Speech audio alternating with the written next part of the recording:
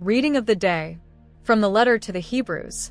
Brothers and sisters, since the children share in blood and flesh, Christ also shared in them, so that through death he might destroy the one who has the power of death, that is, the devil, and free those who through fear of death had been subject to slavery all their lives. For surely it is not angels he helps, but the descendants of Abraham. Therefore, he had to become like his brothers and sisters in every way, that he might be a merciful and faithful high priest before God to expiate the sins of the people. Because he himself was tested through what he suffered, he is able to help those who are being tested. Gospel of the day. From the Gospel according to Mark. At that time, Jesus left the synagogue and entered the house of Simon and Andrew, with James and John.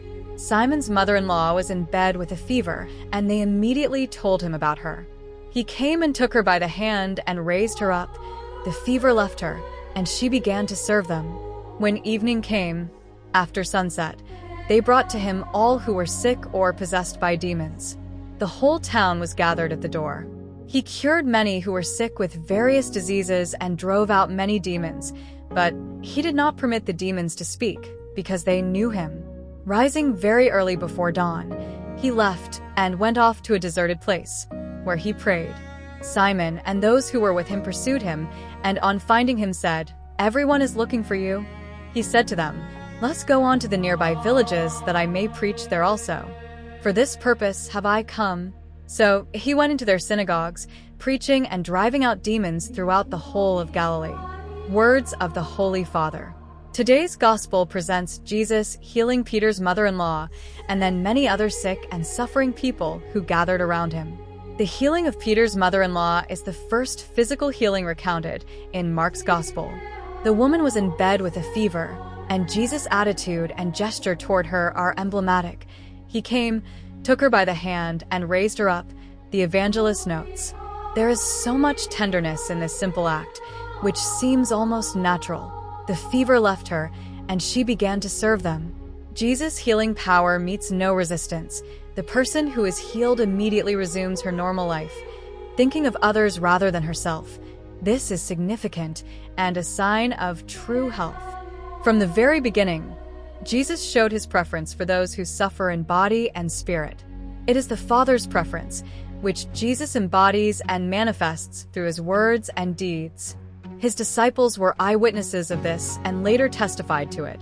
But Jesus did not want them to be mere spectators of his mission. He involved them, sent them out, and gave them the power to heal the sick and cast out demons. This mission has continued uninterrupted in the life of the Church until today. Caring for the sick of every kind is not an optional activity for the Church. No, it is not something additional or secondary. Caring for the sick in every form is an integral part of the Church's mission, just as it was for Jesus. This mission is about bringing God's tenderness to suffering humanity. Today, we celebrate Saint Maurice. Saint Maurice was born around 512 and was one of the first disciples of Saint Benedict of Nursia. The son of a noble Roman family, he was entrusted to Saint Benedict to receive spiritual education. Maurice distinguished himself through his obedience and dedication, becoming a model for all monks. A significant episode in his life was the miraculous rescue of Placidus, another young monk. It is said that Placidus fell into a lake and was about to drown when Maurice, prompted by Saint Benedict, ran across the waters to save him, attributing the miracle to his obedience to his master. Saint Maurice is remembered for his profound humility and his zeal in following the Benedictine rule. After spending many years alongside Saint Benedict, he was sent to France, where he founded monasteries and spread the monastic spirit. He died on January 15th, 584. He is venerated as the patron saint of the sick and is often invoked for physical and spiritual healing. Prayer to Saint Maurice. O glorious Saint Maurice, faithful disciple of Saint Benedict, you dedicated your life to God with humility and obedience. Intercede for us. Obtain for us the grace to live with faith and to face difficulties with courage. Help us follow the example of Christ and bring the light of his love to the world. Amen.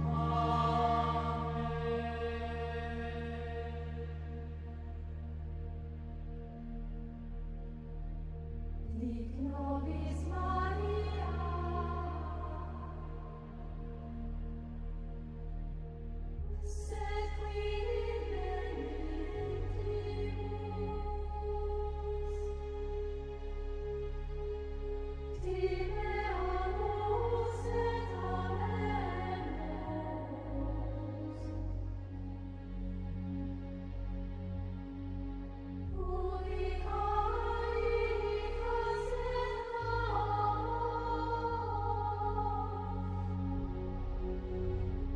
Thank you for listening to the Gospel and the Saint of the Day.